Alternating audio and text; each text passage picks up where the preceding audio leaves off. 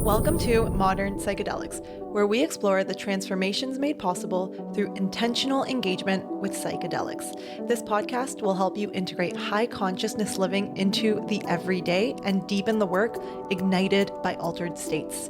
You can expect balanced and grounded conversations around therapeutic, ceremonial, and recreational containers. My name is Lana Pribic, your host and guide. I am a 3-time certified professional life coach, and I work with people who want to integrate higher levels of consciousness into their daily lives so they can feel more peace, fulfillment, and connection.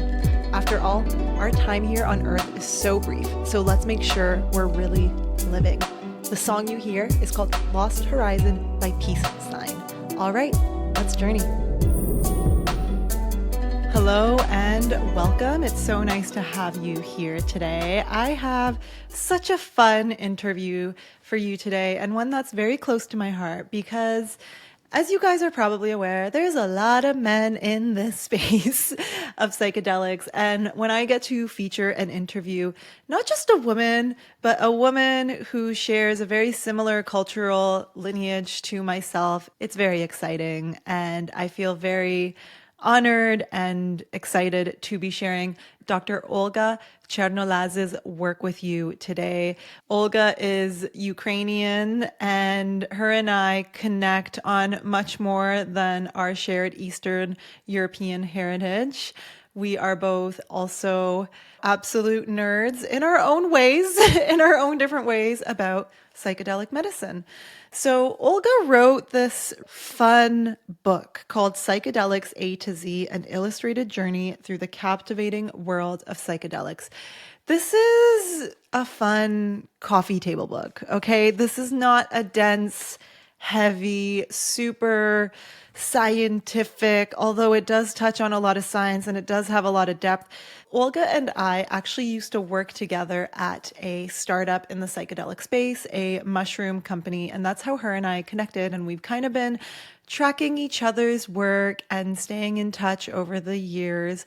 And as soon as Olga finished her book, I absolutely wanted to have her on the show to share not just about her book, but about her work and her role in the psychedelic space, because she's doing some pretty badass and amazing things. Dr. Olga Chernoloz is a neuroscientist and a clinical pharmacologist. She has held a number of roles in clinical trial management, drug development, biotech, and pharmaceutics. Dr. Charnolaz is a specialist in the pharmacology of psychoactive compounds. She is an associate professor at the University of Ottawa, where she teaches neuroscience of psychedelics. Recently, Olga published her book, Psychedelics A to Z.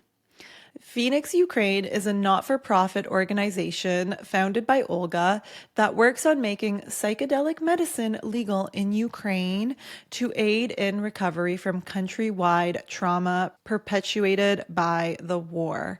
So we really get into Olga's work, her thoughts on the industry as a whole, and also her love for creativity and expression and joy, and how that has played a role in her work, in her professional work. She's definitely not your typical scientist. She's funky and fun and cool and always up to new things and always has different hairstyles, and just a really fun woman who fits into the psychedelic world beautifully. So you guys know that I don't really have a lot of science-y folks on the show, but when I do, it's always a good one. Let's just say that. So I hope that you enjoy this episode with Olga. And before we get into it, I want to let you know that I am currently onboarding new clients for my one-on-one program. It's a 6-month transformational coaching program where you are really challenged to upgrade and up-level the level of consciousness from which you operate from on a daily basis.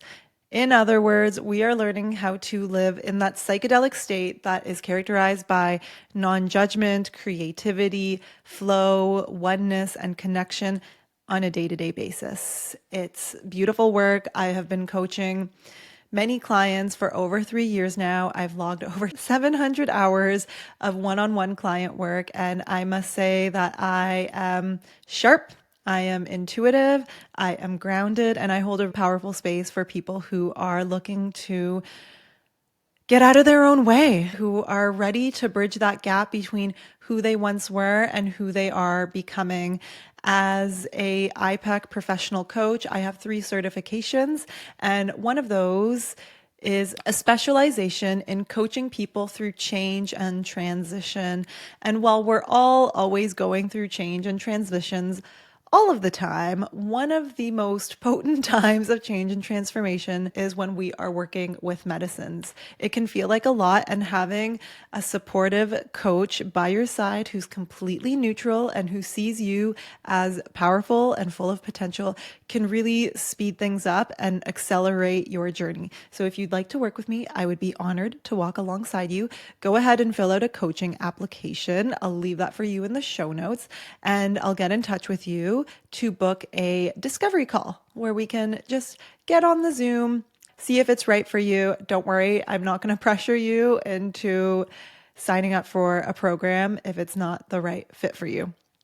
And then the other way that you can work with me right now is actually if you are preparing for your Iboga experience. My newest offering is the world's most comprehensive prep and integration program for people who are working with Iboga for psycho-spiritual purposes. So if that's you and you are seeking support, which by the way is highly recommended to seek support not just for integration, but also for preparation, because the preparation phase of Iboga is incredibly important due to the directness and the intensity of the Iboga experience. So if that's you, I'll leave a link down below for my program called Doing the Work with Iboga. It's a program that consists of both one-on-one coaching and DIY modules where you go through the course material and go through coaching prompts that I call truth activations on your own before we meet for our sessions. So if you're working with Iboga, I would absolutely love to support you through that journey. Check that out. All right, guys, let's get into this episode with Olga. Hello, Olga. How are you doing today? Hey, Lana, it's great to see you. It's been a minute. Yeah, we were just saying we used to see each other all of the time on Zoom calls because we actually used to work together. Maybe we can talk about that a little bit later, but thanks so much for being here. Let's just start with an introduction of who you are, what you're all about, and maybe, yeah, take us back to what got you involved with psychedelics in your professional work. I think it's an easy entry point. I'm a neuropsychopharmacologist by training, which presumes that I was trained to work with psychoactive substances. And a big chunk of my professional life has been devoted to mental health research. So when all this awesome research started coming about, what is it, 5 years ago, maybe a little more, I was in disbelief because working in mental health, working in psychiatry, there is nothing like psychedelic medicine. Once I checked all the T's and dotted all the I's and realized that it is not hype, that the data is real, I thought that I got to be a part of it. And I've shifted somewhat the trajectory of what I was doing, which wasn't a major shift because I was doing fairly similar things. And I've got into the field of psychedelic medicine, and I do a big chunk of my professional work in it now, designing and running and monitoring clinical trials and some preclinical research and doing some academic work and teaching. So here we are. So, what have you been up to professionally since we parted ways? Oh my gosh, has it been 4 or 5 years now? It's been quite a You know what? while. For me, I have the timeline because I'm Ukrainian and our parting ways with Wake coincided with the beginning of the full-scale war in Ukraine. It was an extremely turbulent time for me as Ukrainian. So I know that it's been 3 years. No. 3 years, still a while. So, yeah, maybe let people know, like, in what capacity we work together, and then also, yeah, what you've been up to since then. So curious to hear. So we worked together at a startup Wake network, and at the time that we both were connected to it. Wake was working towards developing psychedelic medicine for treatment of mental health disorders. We had big plans for clinical trials in Jamaica, in Canada, and potentially elsewhere. So that's how we interacted then. And since the big part of my time was occupied by this, by Mm-hmm. Psychedelics A to that Z, but also circling back to the tragic events in Ukraine. At the time when the full scale war just broke out, I thought, how could I be of help to my mother nation? I was born and raised in Ukraine, so I have lots of family and friends back there. And I thought that beyond just helping my friends and donating to different causes, to bring legal psychedelic medicine to Ukraine. And I've been working on that with the non-for-profit that I've started. It's called Phoenix Ukraine. We tend to be a little naive when we are starting things, and it's probably a good thing because we don't know how many hurdles wait up ahead. And probably if we knew, we might have not have started that. But it's been moving along, and I am so excited that there is process and a political will to enable this change, and Ukraine is moving towards rescheduling psychedelics. Wow. There is a list of substances that they are looking to allow first in clinical trials with the idea of implementing it in full-scale psychiatric practice. Which medicines are those? It is psilocybin, LSD, DMT, 5-MeO, um, um, iboga, and MDMA. Wow. Okay. Yeah. That's not just like MDMA. That's a handful of really Yeah. powerful substances. That's amazing. So when I started on this pathway, I thought, I know how the regulatory processes work. We'll just run a couple trials in Ukraine and we'll put the papers to the Ministry of Health and we'll be on our way. But 3 years ago, psychedelics were so restrictively scheduled in Ukraine that you could not do anything. You could not give it to mice. You could not give it to cell culture. So to see the evolution of regulatory thought has been amazing, and being That's able to contribute it amazing. feels really good. And in the midst of everything else going on politically right now, that's pretty amazing. Okay. So you mentioned that you got into the world of psychedelics because you saw the research, you realized it was not all a load of crap. You realized it was for real. I'm curious, was there another part to that story around your fascination with psychedelics, as in, do you have a personal connection? And I don't know if you're allowed to speak about this because I know a lot of researchers don't like to, but yeah, is there like a personal connection that you also have in addition to the research being very motivating for you? There is a personal connection, and I find psychedelics tremendously curious substances and tools. But to be honest with you, my neuroscientist had was fairly firmly on when I decided to get into psychedelic medicine. So it was professional decision supported by personal experience. I guess that's a good way to put it. Gotcha. And has your personal relationship with these substances done anything to evolve or change that neuroscientist head that was firmly on? How have the substances themselves maybe supported you in your work being the curious substances that they are and being the curious woman that you are? Hmm. You know what? Professionally, I'm a very data driven person and I need to be persuaded and everything has to be aligned. But outside of my professional life, I'm a creative person, curious person, nature connected person. And I guess psychedelics help you speed up the personal evolution process. This is something that we were talking earlier, I guess, happens with people as we walk through life, but more often than not, people have these revelations later in life as they accumulate personal experiences. But psychedelics just help you open up the door into seeing the beyond, seeing the magic, and having experienced that, look at the world through different eyes.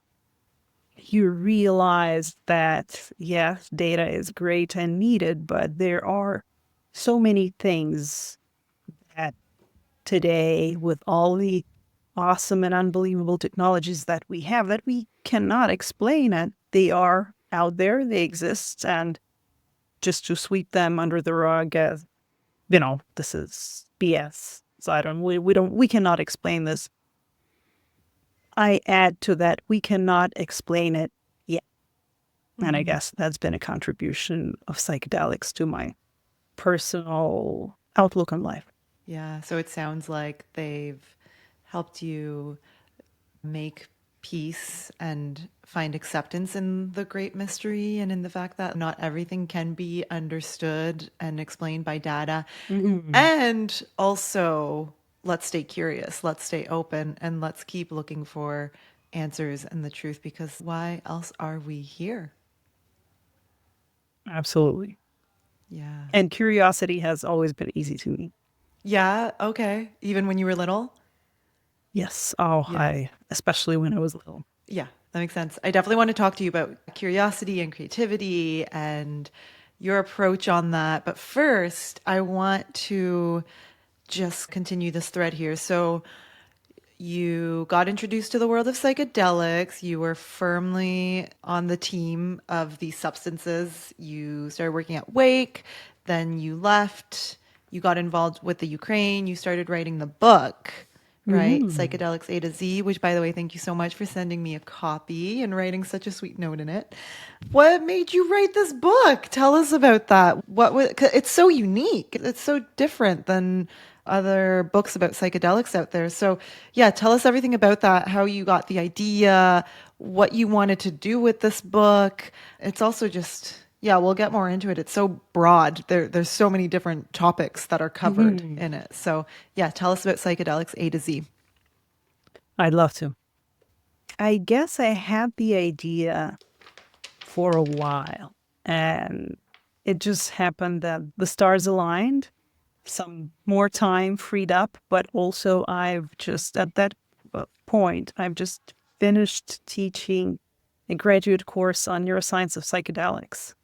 And I had this vast amount of information plus everything else beyond the course that we were doing professionally and all the personal curiosities in psychedelic space that were living in my head, and they just wanted to get out, and that's what I did. And I'm glad that you like the format of the book. I think it's a fun way of presenting this broad topic to a broad audience because there is so much buzz around psychedelics and there is so much stigma and misunderstanding and just lack of understanding.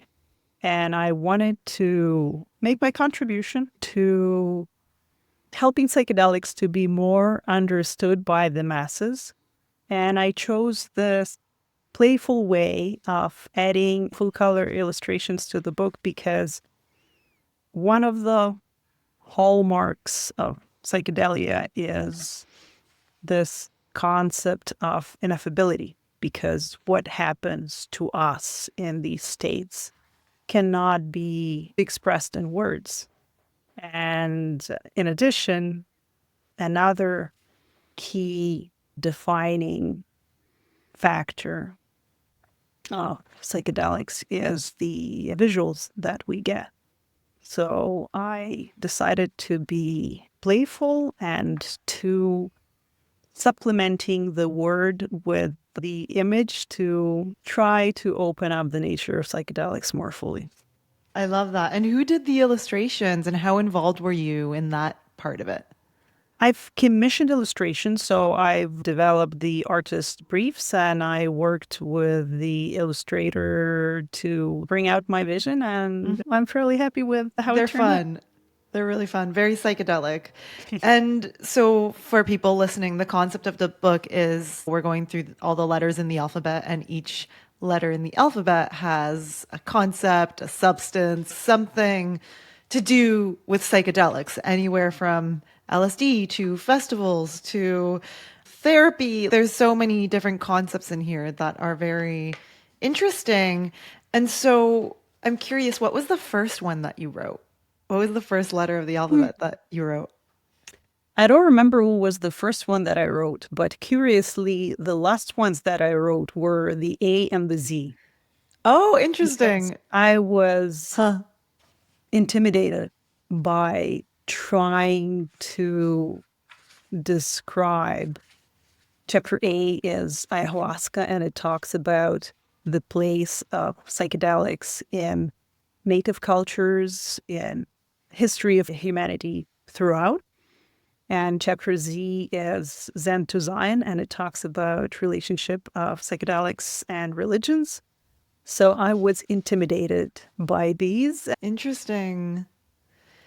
What was it, the topics themselves that felt intimidating, or the fact that they were the first and the last ones? Both, I would say, because I'm not sure how people approach books. But for me, and I know for some other people, we tend to open it up, see how it starts, and sometimes peek to the back to see how it ends. And also, you want to start and finish strong, Yeah. right? So it's both that, but topics are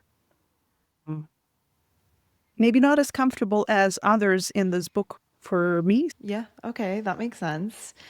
And which one was your favorite to write? Or which one really stands out to you? Or maybe there's a Hmm. few that you can point out that just feel extra Um, special to you personally. the chapters around ego death and reframing of the life vision and values are quite interesting for me to tackle. Okay. So I think it's both chapters U, universe, and unity.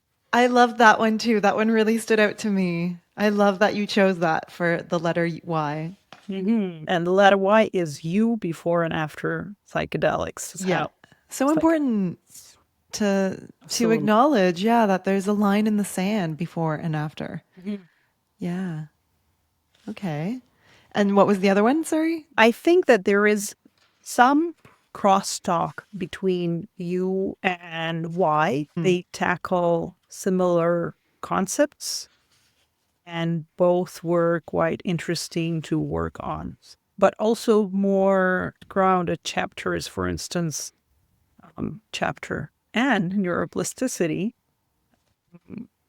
more scientific topics that I am very comfortable in. The challenge for me was in trying to present them in accessible way. That Yeah, was I'm that sure was people another. would look at this book and be like, wait, she's a scientist? Because it's so creative, it's so fun, it's so approachable. This isn't like a typical book written by a scientist where it's super dense and intimidating. It's just approachable. And this is like a coffee table book to me, almost like a book that you can kind of like have out, friends come over, they're like, ooh, what's this? And like they will flip through, even just like the format that you chose. You pick it up and you're like, oh, this isn't like a book. It's not a novel. It's one that you can play with and bring with you and just keep on the table for people to explore as they wish. And was that the intention? Because that's what I'm getting from it. That's what I was after, so I'm glad Okay, that I was able to carry it through. perfect. And was there, because there's only one, like you have to choose one concept per letter. Is Mhm. there any like concept that you left out that was really hard to leave out? You know, like did you have to make any hard decisions about what to leave out? And are there any that stand out that you really wanted to include but couldn't? When working intentionally with plant medicines, having your own safe supply at a reasonable cost is so important. And it's much more accessible than you might think. And yes, I'm talking about everyone's favorite mind bending mushrooms. I was so thrilled when I discovered Happy Mushrooms, a totally done for you grow kit that makes cultivating your own sacred medicine incredibly easy. Look, I've done the whole process with all the equipment before. I've ordered it all from Amazon, the syringes, the soil, all of it, and it's just not worth it. Happy Mushrooms means no spores, no expensive equipment, no lab setup. You don't even have to open the bag. Seriously, you just place the kit somewhere in your house with ambient light and good airflow and just let nature do its thing. And in 3 weeks, you'll be harvesting your own mushrooms up to 56 grams or 2 full ounces. Guys, that's over a $500 value from a simple, discreet, ready to grow kit. Whether you're deepening your healing journey or simply want more sovereignty in your practice, this is such a powerful way to take your path into your own hands. There's nothing technical here, no touching, no spraying, no syringes, no stress. Just patience rewarded with abundance. So, if you're curious about growing your own supply, this is your sign. Visit happymushrooms.com to learn more and get started. And they were so kind to offer my listeners 15% off with the code LANA15. That's happymushrooms.com and LANA15 at checkout to get your stress-free, ready-to-grow mushroom kit. Happy growing and happy exploring. What I plugged in to the creativity outlet, and I try to find a way to include the topics and concepts that I thought were important to present. So I just found a way. Okay. So after all, I would say that the only thing that I wanted to include but decided to leave out were other less known substances. So I guess it's a topic for another book. Okay. Which ones? Like 2CB So kind I of was thing or? planning to talk more about cat and canna and Oh, the okay. designer substances. Okay. You know about Kana. Canna Lana. Kana Lana, that's exciting. It's getting out there. Yeah. So what How's that been? It's so fun. I was just packaging inventory. We got fresh inventory in yesterday. I was helping my mom package everything, and it's a journey. It's definitely a It's journey. so cool how it turned into family business, right? Yeah, because my mom is so connected to it. And it's so funny, Olga, everything that we did at Wake, because I was in charge of a lot of the marketing. I was building the web pages. Remember when we were working on the web page and all of that? And I was consulting you on how to convey the scientific information about the functional medicine. It all came so full circle building Kana Wellness because so much of my experience at Wake, which there was a CPG arm of Wake where we were selling the functional mushroom supplements, it all came full circle to help me build Kana Wellness. I was like, I know how to build a sales page. It's been really cool, actually. It's funny how in life things come full circle like that. And I also like how you're doing it with your mom. So it's Yeah. another mother-daughter thing Yeah. Which connecting. is also weird in this world of psychedelics and psychedelic adjacent products. I feel like just that alone would probably break a lot of stigmas and barriers for people to be like, oh, wait, there's a 65-year-old woman that is behind a brand. So, yeah, it's super cool. Awesome. Yeah. Before the two. Thank you. Yeah, it's been a big creative process. And, speaking of that, I would love to hear about your creative process in writing the book, but also just, yeah, let's get into creativity and anything you want to share about that and why that's important for you and how you navigate creativity. Super important to me personally. And I think has always been and will always be because I see so much value in it. And I sometimes say that I take play very seriously. So to Irony. me, creativity is a way of adding color to the life, adding flavors to the life, fitting more lives into your one and only, or depending on who Yeah. sees You his. only get this one life like this once. You're Yes. never going to be this again. So, Yes. yeah. So to me, creativity has always been a very important part of my life and tools for living with gusto, if you will, and just trying to enjoy everything more by looking at it with creative and alive eyes. Yeah. Beautiful. I watch your Instagram stories and you're always like, how did you feed your creativity today? Which it's your little catchphrase. I love it.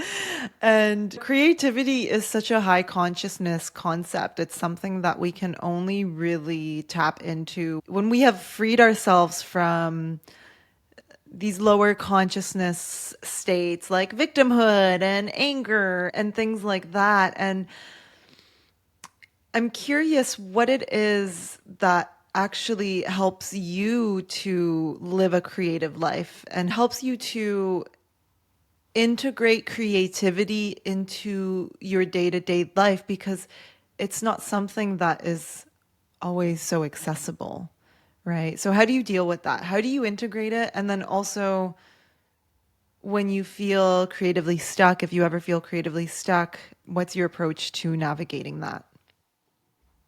I would challenge you in saying that it is difficult to come around. I think it's just a lens that you can choose to see the world through, and opportunities for that are endless and are all around. So it can be banal things like taking different route home, and I do that often, or just going through your fridge and coming up with how those things can be put together, or having a different hairstyle every half a year.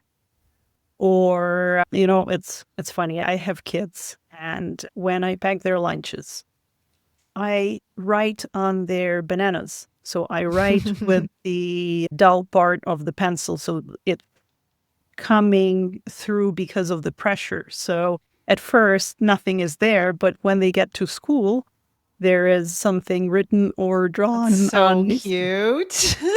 That's so cute.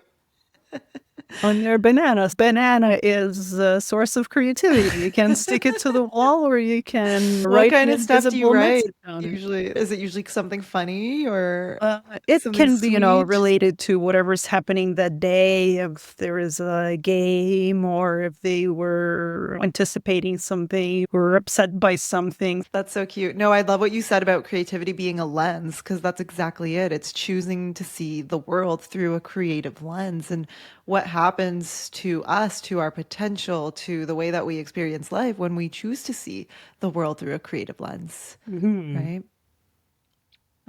You also asked me about creative blocks. I think mm, it is applicable, for instance, to the book.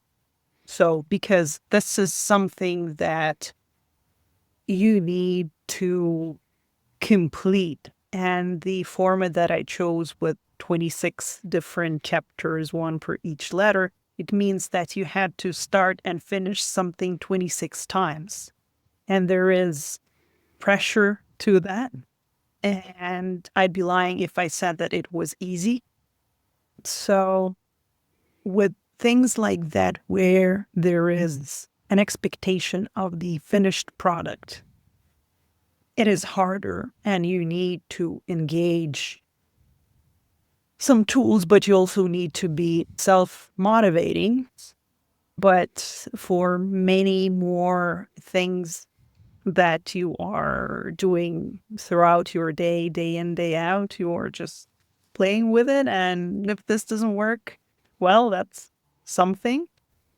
But for projects that require to be completed, you need to be self supportive. I guess you need to remember to be your own best friend and to treat yourself as such, because I think everybody is their own hardest critic. And sometimes we are being hard on ourselves and forgetting to be our own friends and to treat Mm-hmm. us ourselves as we would people whom we love. Yeah. So empathy for self is a big part of staying on track and Mm. overcoming the creative blocks when there is pressure to complete creative work. I love that. I've never thought of it that way. Yeah, because if you're empathetic and loving and just taking care of yourself and what you need in that moment, that's going to be so much more supportive to help you move through a period of creative funk or creative block. Whereas, like, the alternative is being hard on yourself and, like, why am I blocked? And why is this happening? And I just can't do it. And I just can't get it right. Yeah, there's such a gentleness and a tenderness to that approach that is Mhm. very conducive to the creative process. And yeah, it's so nice to hear someone like you talking about the importance of creativity. You don't hear many scientists and researchers walking around talking about creativity. You don't. I mean, I don't. Maybe you do. um, to people who are out there listening, who tend to be more logical, people who tend to be more oriented towards data and proof and that kind of person. What would you say to that kind of person about the value of creativity and the value of exploring their own creativity and what that can bring to them?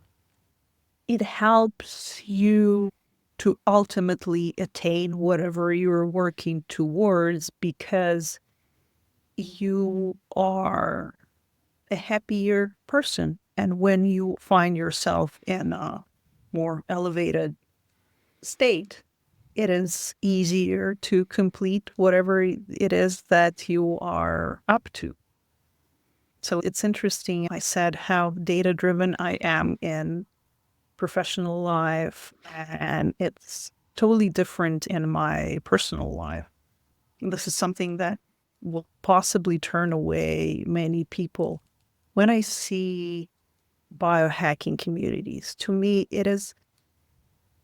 I think it's not helpful at all, because when people are trying to measure everything about their biological functioning, I think you are turning away from things that are core and simple, trying to build up these extra construct, living by weights and millimeters and seconds.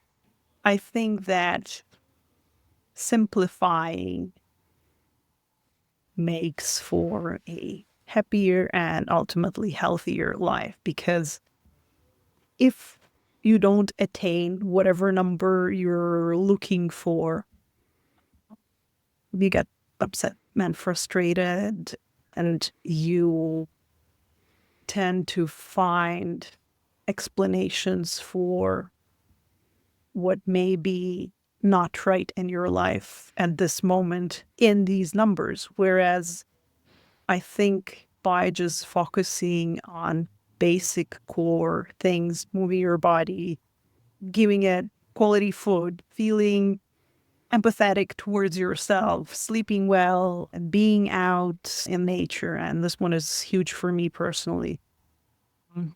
by doing these simple things that are natural to us, I think we would get much further, or at least live much happier lives. I could not agree with you more. Yeah, your body already knows. You already know what you need. We don't need so much of this external data and information to tune into what we need and what will make us happiest. I love that.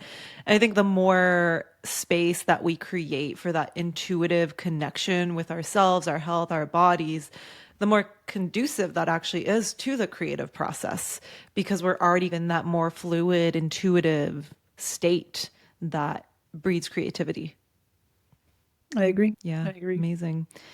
And being a mom of, is it two or three? Three. Three. Plus a cat mom. How are your cats doing, by the way? I'm not sure. Surprisingly, the one who's Yeah. my coworker always he's Yeah. out and about. Probably he's not here, Yeah. I'm but used to seeing a they're cat always usually around. on your keyboard. They're always Yeah. around. They're great cats. Yeah. So, mom, wife, researcher, scientist, professor, busy lady.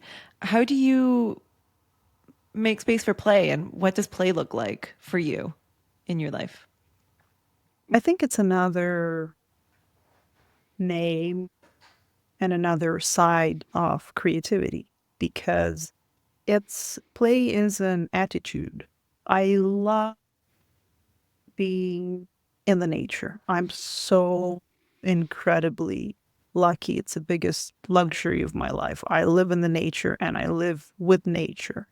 Oftentimes, I would just wander around and explore, and I know probably every patch of green on the radius of 20 kilometers. I would be out in the woods somewhere and I would see an interesting path and I would walk along it just to realize some time later that it's probably an animal trail and it leads nowhere human can pass. And I find myself lost and I find myself afterwards, and there is exhilaration in finding these new paths and sometimes carving them and just being open to being lost and not knowing where you are, at the same time trusting that you'll find a way, you'll be okay. So just have fun. And it can be taken literally, but it can be applied broader to life. I think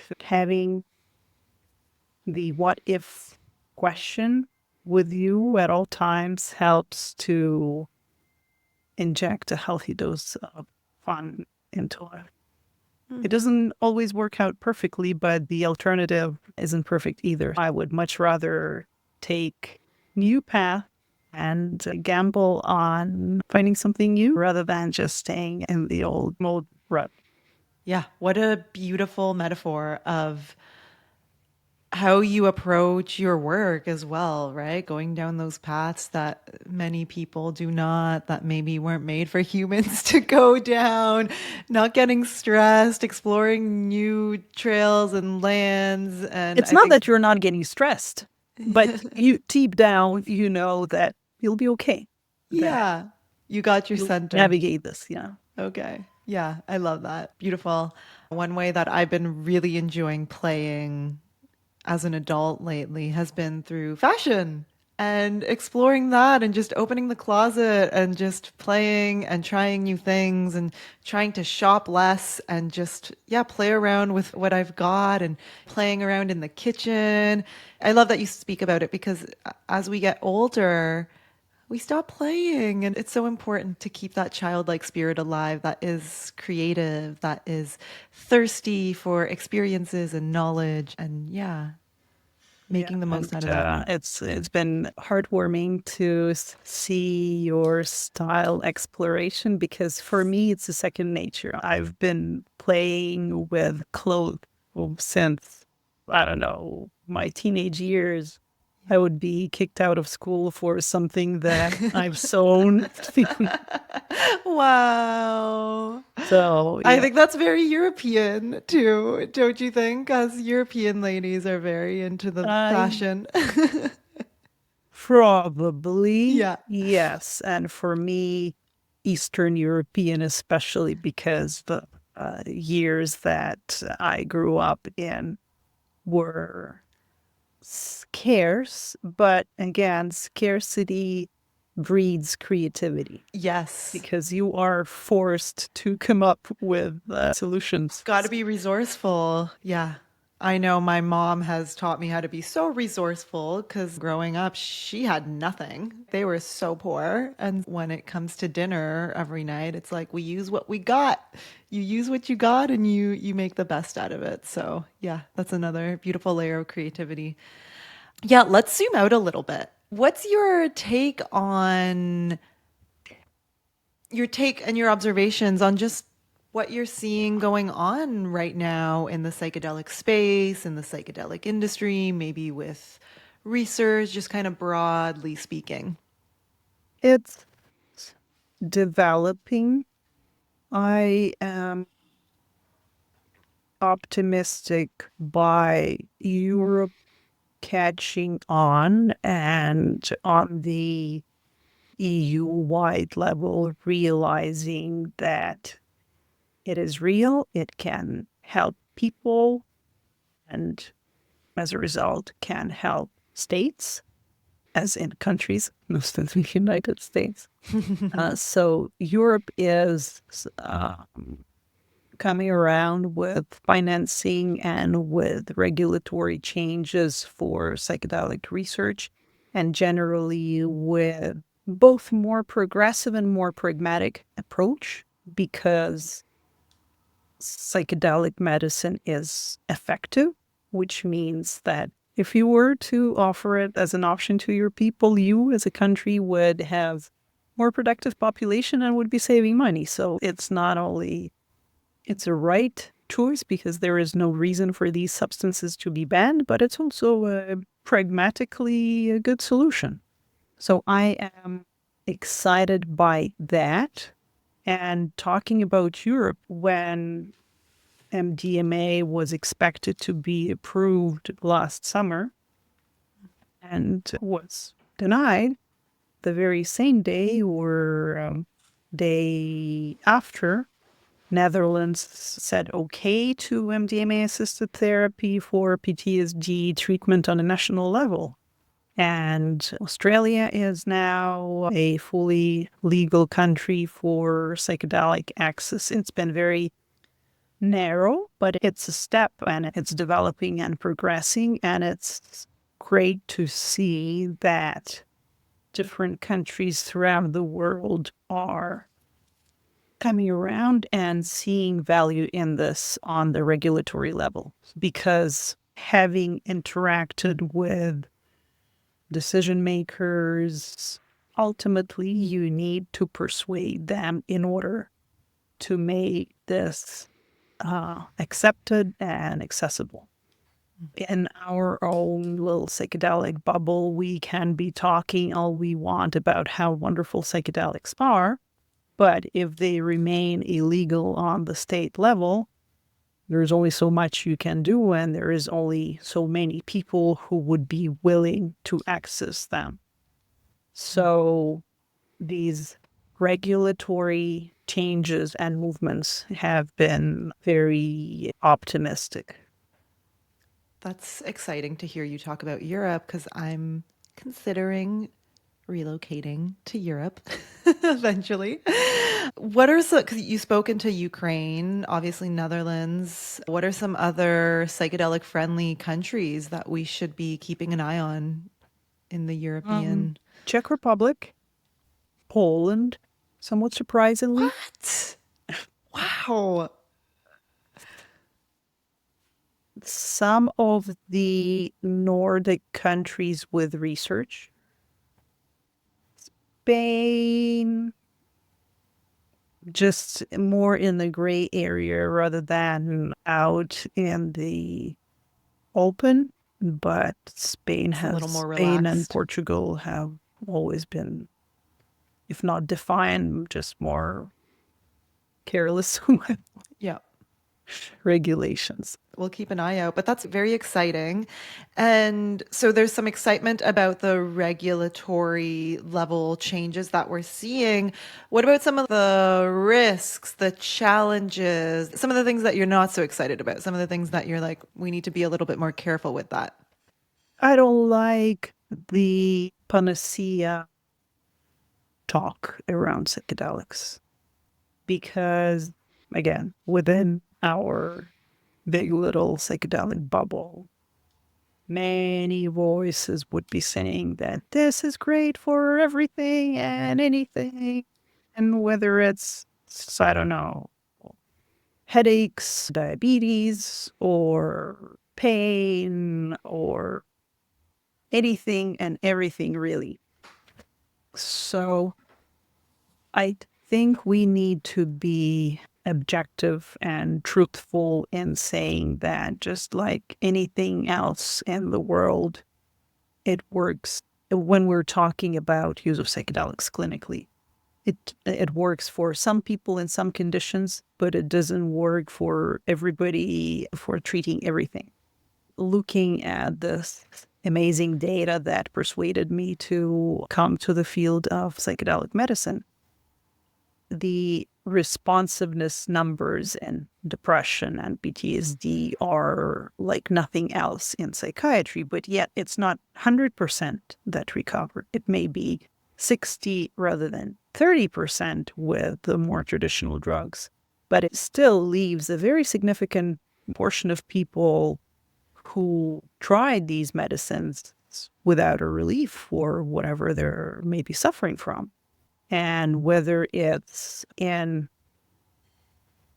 the underlying reasons and mechanisms for the development of their condition or in their own biological makeup or in how they are at this particular point of time.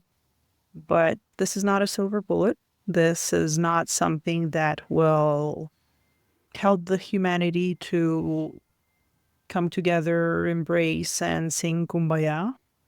Clinically, it's a wonderful tool. This is something that every psychiatrist should be equipped with, but it doesn't mean that all the other drugs that we have today should be swept off and never touched again. And it doesn't mean that once psychedelics become legally available, that everybody will be cured. And given your background in pharmacology, how do you feel about the pharmaceuticalization of psychedelics and approaching them through that framework? I think that we need to avoid single axis path for psychedelics. Do psychedelics need to be developed as for pharmaceuticals? Absolutely, because you know what you're taking every time and the quality control is there and the consistency is always there and the access through the medical system is there. And for many people, it is their comfort zone and we need to meet them where they are.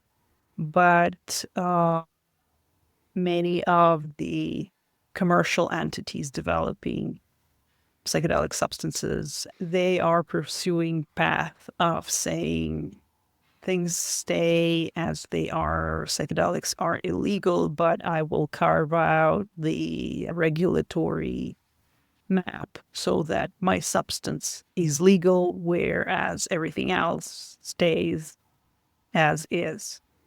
It's wrong. It's strange to be prohibiting and prosecuting psychedelics, especially natural substances. It's ridiculous to try to outlaw nature. But broadly speaking, when it comes to medicinal use, I think that medical clinical path absolutely needs to exist and be developed.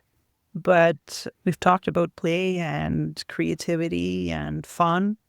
Psychedelics have so much to offer healthy people to just expand their lives and see beyond and experience this awe of psychedelic experiences and use it for solving their creative problems or to just have fun.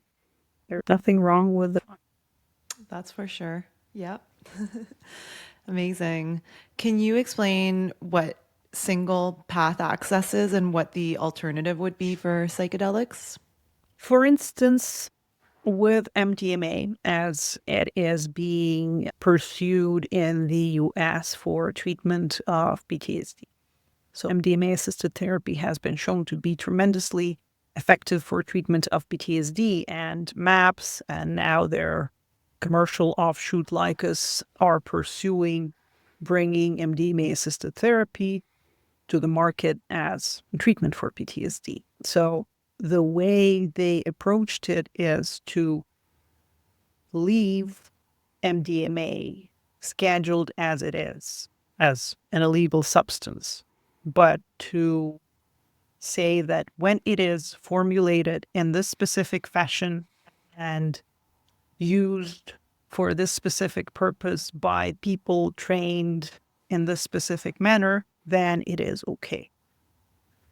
Why Okay. wouldn't you make the same quality substance available to people who just want to have fun and ensure that way that they will be okay rather than buying something off the street which may or may not contain the substance that they are looking to get? Gotcha. Okay. So the alternative would be if we're going to make it available for a variety of different scenarios and reasons rather than just the one. Yeah. How likely is it that would happen? Not in the near term. Yeah. I think I first heard it from Rick Doblin, driver license analogy, where you are made to go through some sort of course, pass some sort of exam, or maybe have supervised experience. And once you check it off, then you are free to explore on your own and access these substances. Oh, that's interesting. Yeah. Do like a So, harm reduction mm, training or something. Okay. That's cool. Yeah, that sounds like a utopia, but we can keep working towards it. Yeah, amazing. And speaking of the psychedelic industry and space at large, what do you think we need to make it just a more responsible space? And how can we, as individuals, help make the space a more responsible one? I think part of the answer here is again being more balanced in presenting the data about risks and benefits. As with anything, you can drink too much water and die from it, right? So we need to be more balanced. But there is another side to this. These substances that are so in vogue now being used by traditional cultures for, in some instances, for millennia, in some instances, for hundreds of years.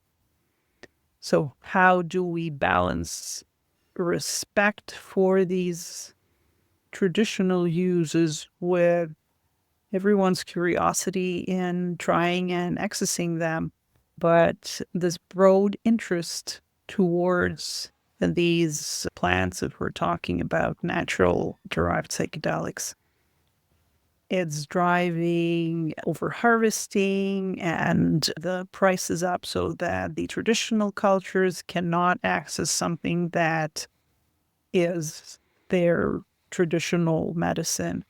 So, finding a way to be respectful but also allow broader access is a big question. Hmm. Important point as well. Yeah. And one that it sounds like we don't really have the answers to yet. It's I'm not sure what is the right way to do that. I sometimes think back to the time where when University of Ottawa, where I both studied and now teach, at some point banned yoga classes, marquee stating that this is a cultural appropriation. So, how do we balance common sense with the respect for traditional cultures? Yeah, that's an important question. I think that's probably one of the most pressing questions in terms of like actually integrating these medicines that are not technically ours into a world where there are people in our world that need them and could benefit from them, and in some instances want to be shared, and in some instances don't want to be shared. Yeah, it's a great question, I think, to constantly be asking oneself. I think the answer to it is going to be so dependent on the situation and the substance itself. It's very contextual. Yeah, so are psychedelics, aren't they?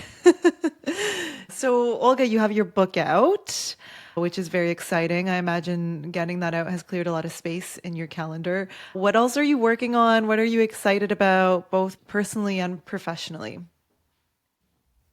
Um, I am considering moving more of my time towards academia because there are questions that I am very curious about that are not very commercial. So to find answers to them, I gotta find a different pathway. And for instance, one of these things is tying back the creativity and art and nature to psychedelics and to social well being, because generally, slowly, medicine is starting to turn away from precise diagnoses to a more holistic outlook on health. There are so many things around us that we can tap into to feel better, both mentally and physically, that we disregard, just run by with our busy lives, and then end up in the medical system having to pay to get healthy and get our time back that we could have invested in the first place to not get ill. And on the other hand, with psychedelics, we know that they turn people towards nature and more creative practices. Like research has shown that people who've tried psychedelics start wearing more colors, seeing I and believe that. wearing and manifesting them into the world. You start seeing So, in color. absolutely. So, Yeah. I'm trying to tie my personal interests in these accessible tools as preventative health measures and both as curative health measures, and how psychedelics help us recognize these opportunities and implement these practices into our lives. So there are questions that I am curious about in psychedelics and beyond. But when it comes to psychedelics and maybe shifting the gears somewhat and throwing a wrench into our conversation, with my work on bringing psychedelic medicine to Ukraine, as it progressed, I started thinking of maybe if it was legal today, would it have been a good option for Ukrainians to be able to access it legally? Because when the trauma is ongoing and playing on, is it good to bring yourself into more neuroplastic and malleable state?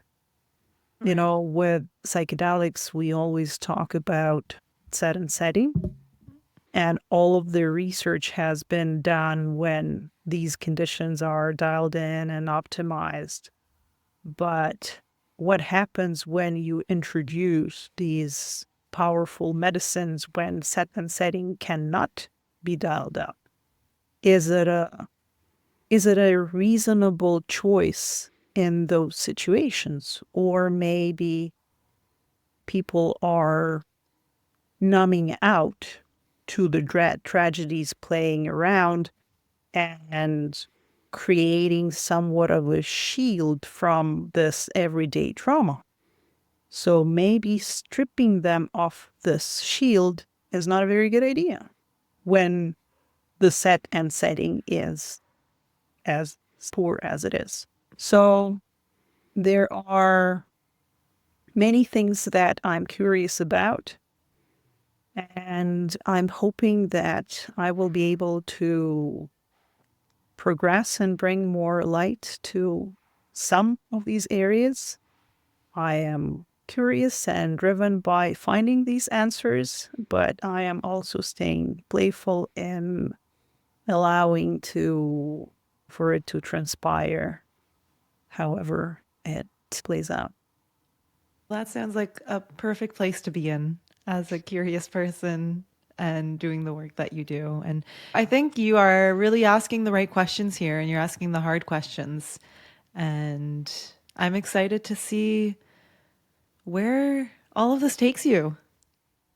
Wonderful. Thank you so much. Yeah, and who should pick up your book, Psychedelics A to Z, an illustrated journey through the captivating world of psychedelics? You guys, it's so fun. Who should pick up your book, and where can people pick up your book? Is it available worldwide? Book can be purchased on Amazon. It should be available worldwide, but I'm hearing that in Europe it may be taking a little longer for it to land. And who should get a book? Everybody really who has at least a sparkle of curiosity in the direction of psychedelics. So it can be people who are very well versed in psychedelia because it offers comprehensive and sometimes new outlook on the things that they might already know, but also add some of the subjects that they don't normally think about.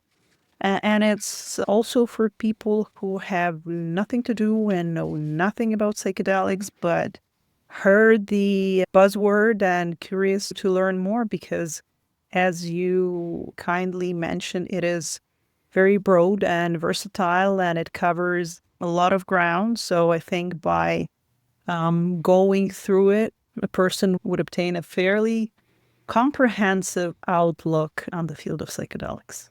Yeah, definitely. So, you guys, yeah, pick it up. I think it would actually make an amazing gift as well, like such a fun gift. And also, thank you for including Iboga and dedicating the I chapter to that. We love that. And you wrote about the Bui tea as well. So that made me really happy. Olga, thank you so much. It was so nice to catch up with you. So lovely. And just to reconnect, now we can keep the conversation flowing offline. Thank you, Lana. It was so great to be with you here today. Yeah. Thanks so much for listening, everyone. And yeah, we'll catch you in the next episode. Thank you so much for listening to and supporting the show. To stay in touch, sign up for my mailing list, which can be found in the show notes or on modernpsychedelics.net. If this episode sparked something within, please let me know by leaving a review of the Modern Psychedelics podcast on Apple and Spotify. This really helps to share these messages with those who need them, which is the whole reason why I do what I do. And if you haven't already, come join the ongoing conversation over on Instagram with other beautiful souls. We have an incredible and conscious community over at the handle Modern Psychedelics. And don't forget that the work begins after you come back down to earth. And I'm standing shoulder to shoulder, doing it with you.